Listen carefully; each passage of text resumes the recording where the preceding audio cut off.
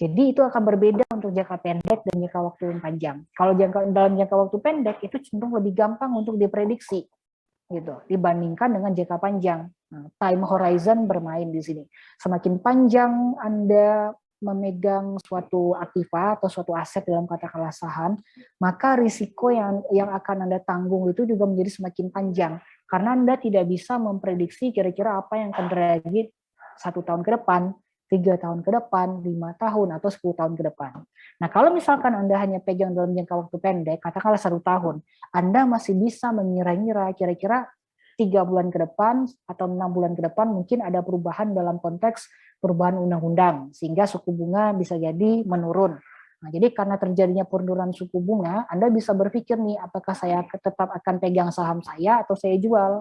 Nah, jadi gitu. Kalau suku bunga menurun, otomatis itu akan mengurangi potensi pendapatan dari investor.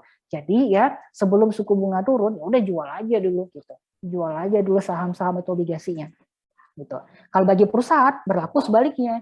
Pada saat suku bunga turun, apa istilahnya ya?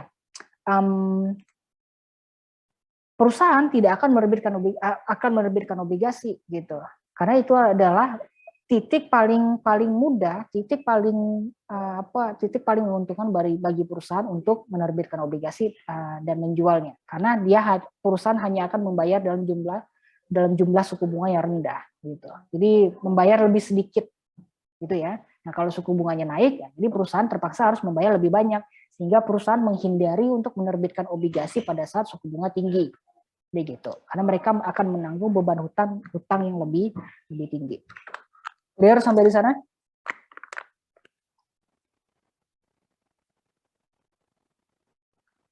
Clear, Sir. Ada pertanyaan? Oke ya, nggak ada pertanyaan ya. Sir, mau nanya, Sir? Bisa Again, nanya, Sir? Gimana? Ya, silakan. Kalau yang jangka panjang itu, Sir, susah diprediksi ya, Sir? Jangka panjang itu sulit diprediksi. Tapi ini kan, tapi kalau jangka panjang itu profitnya bisa lebih tinggi kan, Sir? Ini sangat tergantung sebenarnya. Kalau misalkan stabil ekonomi, misalnya saham aja lah. Kalau misalkan Anda beli sahamnya, sama apa ya? Pakai contoh. Tapi ini contohnya nggak real.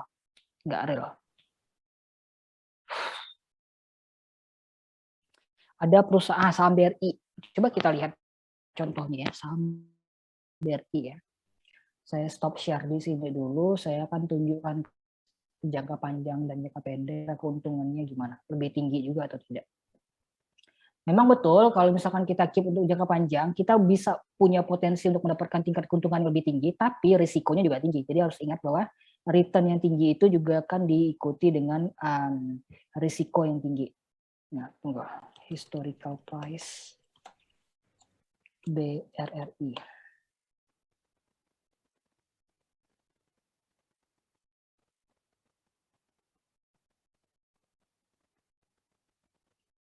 Nah, ini malah negatif, turun juga. Ini jangka pendek. Coba kita lihat.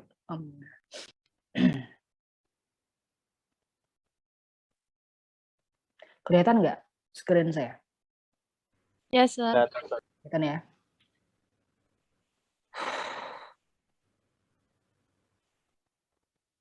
Nggak ada ininya tuh yang nggak ada capnya.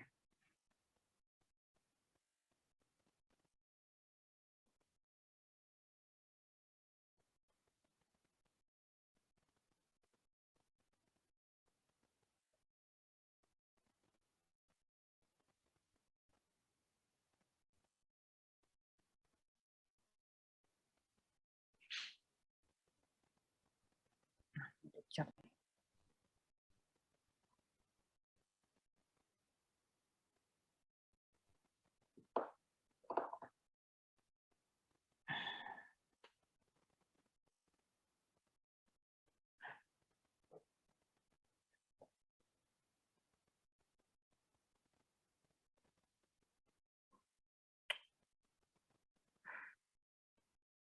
Kita buat 10 tahun ya. Kita buat 10 tahun ke belakang. Oke, ini. Kelihatan chartnya? Kelihatan. Kelihatan ya. Kalau misalkan kita tarik poin waktunya untuk jangka waktu panjang, mulai dari 2015 sampai 2020, ya, sampai 2022, sorry. Ini jangka panjang karena 10 tahun. Nah, kalau kita lihat, kalau misalkan Anda membeli pada tahun 2012, harga sahamnya itu mungkin berada di sekitar sini, Rp1.300 ya per lembar gitu. Nah, kalau Anda sabar ya, Anda nggak peduli terjadinya risiko naik turun harga ya yang terjadi katakan di tahun 2014, terus di 2016 turun lagi sekali, terus di 2018 turun lagi, di 2020 juga turun lagi. Ini kalau misalkan Anda tidak memperdulikan hal tersebut, Anda kan akan berinvestasi untuk jangka waktu yang sangat panjang gitu. Nah, otomatis kompensasi atas risiko-risiko yang Anda tanggung itu ya akan memberikan Anda imbal hasil yang cukup tinggi juga. Tetapi risikonya bisa jadi juga nanti harga saham itu turun. Ini akan sangat tergantung pada seberapa volatile, seberapa aktif pergerakan harga saham tersebut, dan seberapa menarik perusahaan tersebut. Dan ini kan harus dilihat dari performa atau kinerja keuangannya dari tahun ke tahun. Nah, untuk jangka panjang, ini hanyalah satu contoh yang menunjukkan ke kita bahwa jika kita simpan atau kita keep saham tersebut untuk 10 tahun, katakanlah, ini akan memberikan tingkat keuntungan yang positif gitu. Sehingga dari harga 1.300 per lembar di tahun 2012 menjadi 3.800 per lembar di tahun 2021. Nah, di harga paling tertingginya ini pernah di bulan Februari 2021 dengan harga 4.700 gitu. Ini hanya satu contoh, satu tren. Nah, bisa jadi yang berlaku itu ada sebaliknya gitu. Kalau misalkan di tahun 2012 harganya 4.000 ya, terus turun terus ya, yang berlaku sebaliknya, sehingga di tahun 2022 menjadi 1.000-an per lembar dari 4.000. Nah, itu adalah salah satu contoh yang berlaku sebaliknya, disebut sebagai contoh yang menunjukkan tren negatif kan. Jadi daripada Anda pegang lama-lama dan harganya turun terus, lebih baik Anda eksekusi aja tanpa harus menunggu 10 tahun. Kalau misalkan dia sudah menunjukkan pola menurun, ya udah jual aja daripada Anda kebanyakan menanggung kerugian gitu kan. Nah, biasanya kalau misalkan investornya nggak sabar, investornya langsung jual. Nah, kalau misalkan investornya sabar, artinya mereka masih bisa melihat ada hikmah di balik penurunan harga saham ini. Misalnya, oke lah harga saham itu turun karena ada beberapa kerugian di beberapa anak perusahaan. Tetapi kalau dilihat secara agregat ya, meskipun ada beberapa anak perusahaan yang rugi, kalau ditotalkan pendapatan induk perusahaannya masih positif, oke lah nggak jadi jual saham itu. Akhirnya diputuskan untuk tetap pegang gitu.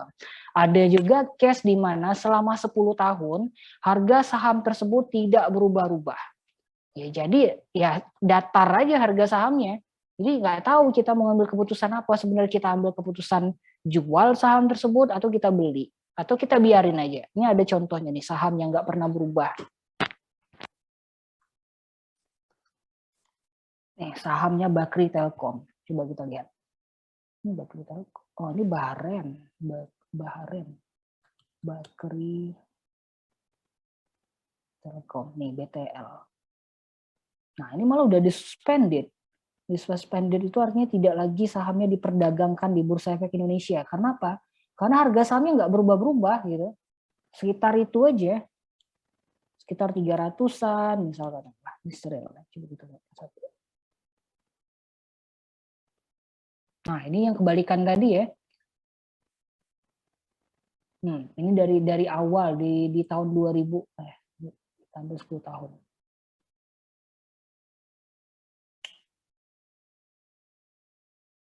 Oke, inilah harga maksimalnya. Kalau ditarik paling panjang ya inilah harga maksimal.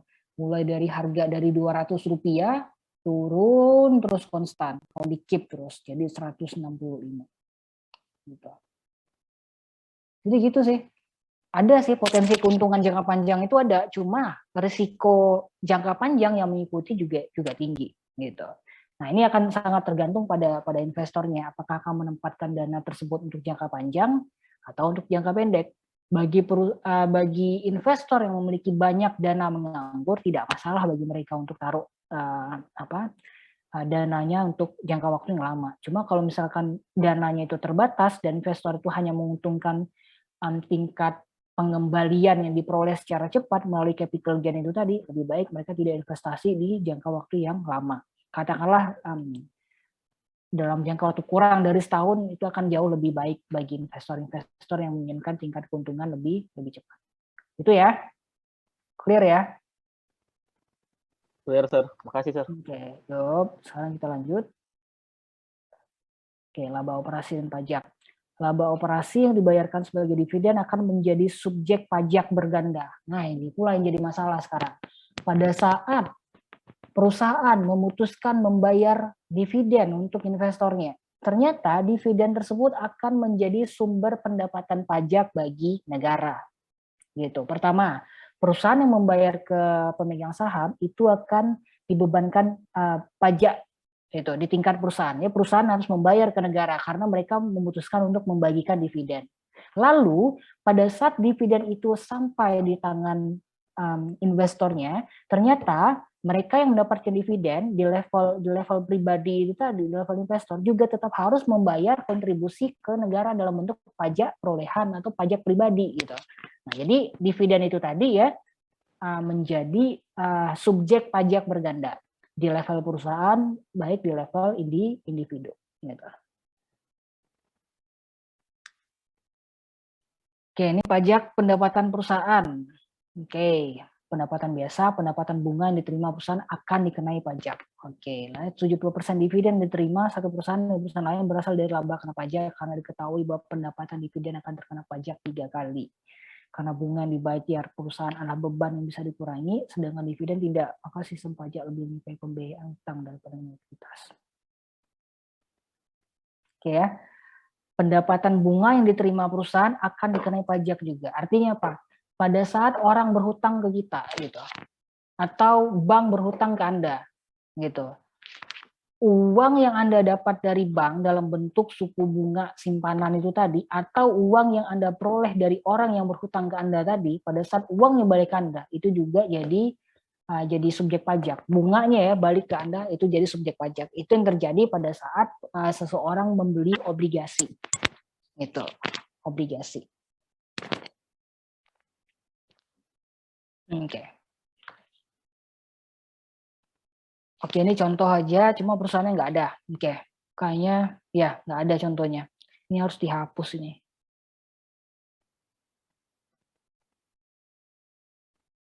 Oke, itu aja. Ada pertanyaan nggak sejauh ini? Silakan.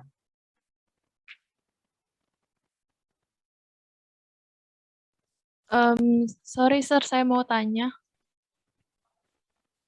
Ya, silakan. Nama saya Vili. Saya mau tanya tentang yang depreciation tadi, Sir. Nggak apa-apa ya? Nggak apa-apa. Udah balik ke tadi. Kalau depreciation itu kan yang penyusutan untuk jenis properti utama gitu kan, kayak mesin, bangunan. Nah, kalau misalnya dia natural resource gimana, Sir? Misalnya kayak sumber daya alam gitu. Itu apakah disebut juga dengan depreciation atau ada yang lainnya? Oke, kalau untuk sumber daya alam itu maksudnya kayak apa ya istilahnya ya? Kayak barang-barang persediaan gitu ya? Bukan barang persediaan, sorry. Kayak material yang ditambang perusahaan, katakanlah contoh kalau untuk perusahaan mining gitu. Misalnya kayak pertambangan gitu. Oke, pertambangan, industri pertambangan. Kalau industri pertambangan menggunakan banyak alat berat, alat-alat dipakai untuk melakukan kegiatan operasionalnya itu harus disiapkan biaya depresiasi karena kan alat-alat tersebut nanti tidak akan beroperasi seumur hidup perusahaan itu kan, tidak akan beroperasi dalam jangka waktu yang lama, sehingga perusahaan harus mengalokasikan uang untuk membeli alat-alat berat baru nanti, katakanlah setelah 5 tahun atau setelah 10 tahun. Kalau misalkan sumber daya alam yang ditambangnya ya, maksudnya Vili ya? Iya, Sir. Maksudnya sumber daya alamnya. Kalau sumber daya alamnya, kalau misalkan itu berkurang, memang itulah tujuan utama perusahaan tambang dan perusahaan minyak. Mereka memang diminta untuk menghabiskan cadangan itu tadi, gitu. Nah nanti ya beban-beban atas kegiatan untuk menambang itu tadi itu hanyalah dalam bentuk beban kontribusi kepada negara, dalam bentuk pembayaran pajak itu tadi misalnya. Atau kalau misalkan mereka punya apa ya? punya investor yang berbeda, katakanlah karena perusahaan tersebut menambang di Provinsi Bengkulu. Jadi pemerintah daerah Provinsi Bengkulu punya saham di sana, gitu. Pemerintah pusat juga punya saham di sana, gitu. Kalau untuk biaya penyusutan, sebenarnya bentuknya hanya dua. Untuk aset yang real, aset tetap, dan aset yang tidak real, atau aset tidak terlihat.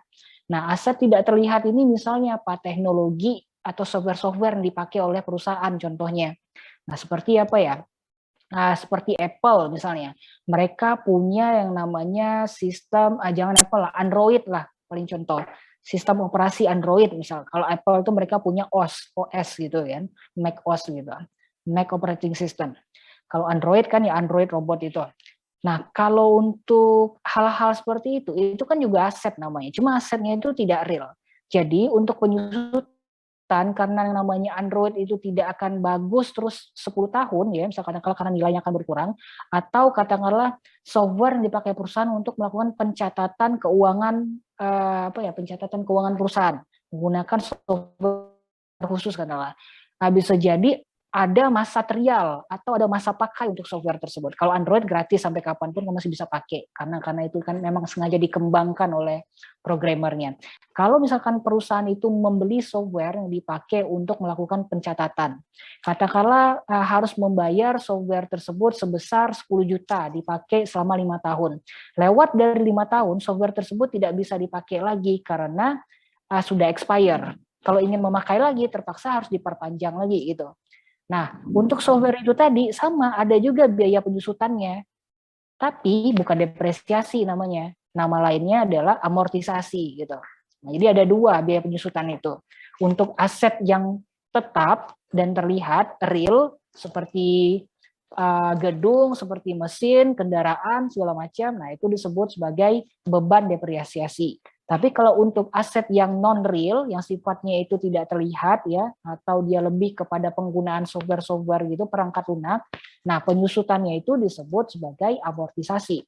Nah, jadi sebelum software tersebut expire di tahun kelima ya, karena kita membeli harga software itu adalah 10 juta, kita juga harus mengalokasikan setahun 2 juta, setahun 2 juta, setahun 2 juta.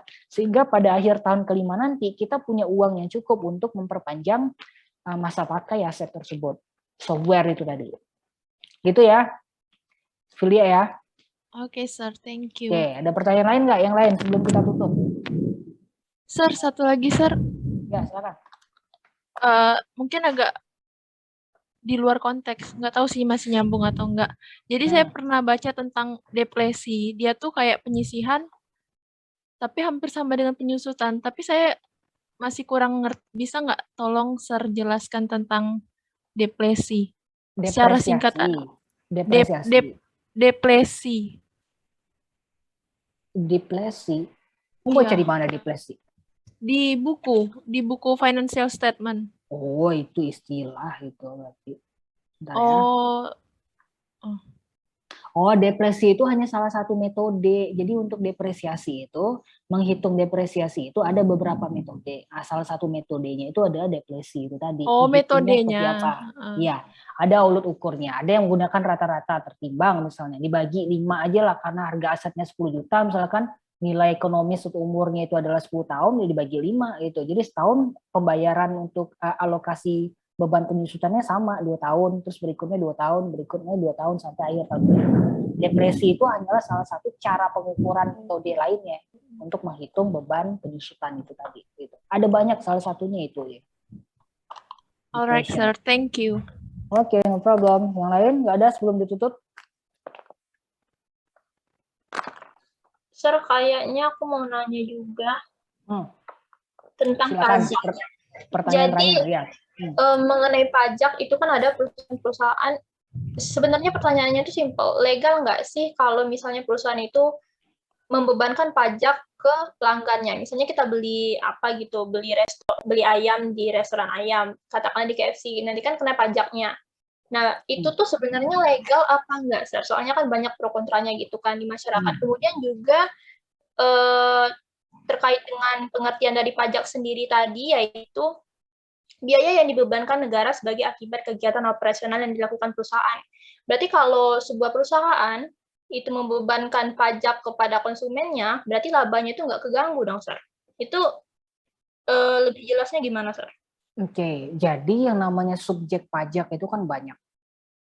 Subjek pajak ya, tadi kan kita cerita ada subjek berganda. Kalau misalkan kita dapat dividen ya, perusahaan yang membayarkan dividen ke investornya kena pajak, investornya yang mendapatkan keuntungan dari dividen yang dilakukan perusahaan untuk dia juga kena pajak.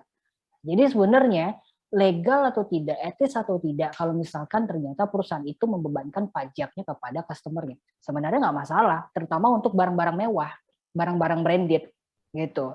Kalau untuk barang-barang yang berhubungan dengan hajat hidup orang banyak, misalkan barang-barang kebutuhan pokok, itu kalau bisa jangan dikasih pajak, malah pemerintah harus mensubsidi gitu, mensubsidi kayak minyak gitu, harga minyak. Kalau orang-orang yang apa yang orang-orang kebanyakan yang butuh, yang tidak mampu membeli apa minyak yang bagus kualitas seperti Pertamax, mereka pakai premium katakanlah, karena itu masih disubsidi kan, atau Pertalite. Kalau misalkan orang tersebut ingin apa ya istilahnya ya, kendaraannya mengkonsumsi bahan bakar dengan oktan yang lebih bagus, mereka pakai Pertamax. Nah, otomatis Pertamax tidak disubsidi oleh negara, gitu kan? Nah, kalau misalkan kita lihat konteksnya, apakah boleh misalkan kayak kita pergi ke restoran, perusahaan itu udah kena pajak, terus mereka bebankan juga lagi konsumennya yang makan di restoran tersebut seperti KFC, restoran sederhana itu tadi, McDonald tadi, kita harus membayar juga pajak konsumen ya sebesar 10%. Itu sebenarnya tidak masalah. Tidak masalah, bukan tidak mengurangi laba operasional, perusahaan sebagai entitas bisnis, sebagai badan usaha, tetap harus berkontribusi ke negara. Tetapi kita sebagai konsumen yang memilih untuk menikmati atau mengkonsumsi barang yang sifatnya lebih premium istilahnya. Karena yang namanya makan di KFC, makan di restoran sederhana, makan di McD, itu kan beda. Kayak kalau misalkan kita pergi ke rumah makan Padang biasa, warteg biasa, atau warung pecel lele biasa. Gitu. Ada beberapa hal yang membuat sensasi atau pengalaman makan di rumah makan mewah itu berbeda. Sehingga perlakuan yang diberikan ke kita juga berbeda. Dan di sana sebenarnya yang dicas oleh negara itu, konsumen dengan pilihan untuk menggunakan produk-produk premium itu tadi, barang-barang branded itu tadi, mereka yang menjadi subjek pajak gitu. Karena mereka rela mengeluarkan lebih untuk mendapatkan produk yang lebih baik gitu kan. Nah, dari sana pemerintah menggunakan pajak itu tadi. Barang-barang branded juga seperti itu. Seperti tas Louis Vuitton, terus sepatu Nike, Yeezy kayak gitu kan. Nah, itu kena pajak barang mewah itu. Gitu. Nah, apakah tidak mengurangi laba perusahaan? Sebenarnya perusahaan sebagai sebuah badan bisnis ya, sebagai badan ya, organisasi istilahnya, mereka untuk bisa melakukan apa ya kegiatan bisnisnya, mereka harus tercatat berbadan hukum. Kalau dia berbadan hukum ya, dia sudah harus menjadi wajib pajak gitu. Jadi memang ada beberapa hal ya, pada satu posisi pajak itu dibebankan ke perusahaan sebagai badan hukum ya, di satu sisi lain pajak itu dibebankan kepada konsumennya perusahaan tersebut, sama seperti dividen itu tadi gitu. KFC bayar pajak nggak ke negara? Bayar mereka pajak. Terus yang makan di KFC bayar nggak? Bayar juga gitu. Nah, jadi sekarang tergantung pilihan kita sebagai konsumen, balik-baliknya kita. Kalau KFC sebenarnya konteks pajak yang dibayar itu jauh lebih ini lagi sebenarnya, jauh lebih tinggi lagi tatarannya. Bahkan ya orang yang berhubungan dengan KFC atau setiap orang yang berhubungan dengan KFC, mereka bisa dikenakan pajak lebih dari dua kali. Pertama, perusahaan KFC yang bayar pajak. Kedua, kita customer yang belanja di KFC kena pajak. Ketiga, staff yang kerja di KFC harus bayar pajak juga dari gajinya. Terus investor yang invest ke KFC ya, pada saat mereka investasi terus dibayarkan dividen juga kena pajak. Jadi siapapun yang berhubungan sama KFC pasti kena pajak gitu. Itu pilihan balik-baliknya. Nah, kalau nggak mau kena pajak gimana, Sir? Jangan makan di restoran, minta tolong orang tuanya aja yang masak gitu. Itu no pajak, no bayar-bayar, no price. Zero. Oke, yang bayar bapaknya, karena bapaknya yang cari uang biar ibunya bisa masak. Gitu ya. Clear ya? Oke, makasih, Sal. Ya, itu diatur undang-undang kok. Kalau misalkan rumah makan membebankan biaya misalnya pajak makan di sana 10% itu udah diatur undang-undang. Kalau kamu ke Jakarta, kamu makan di bandara. Semua yang kamu beli di bandara, mulai dari makan makanan apa itu semuanya kena beban pajak. Gitu. Itu ya, clear ya. Oke, kalau gitu kuliahnya udah kita cukupin, udah petir-petir di sini, udah mendung. Saya belum pulang, masih di rektorat nih. Kita jumpa lagi minggu depan. Ya, kalau bisa mulai jam 1:30 aja lah biar selesai juga lebih cepat. Gitu ya. Oke, sekarang saya mau ambil absen dulu. Absen e-learning kan nggak jalan, jadi saya harus ambil absen dari aplikasi saya.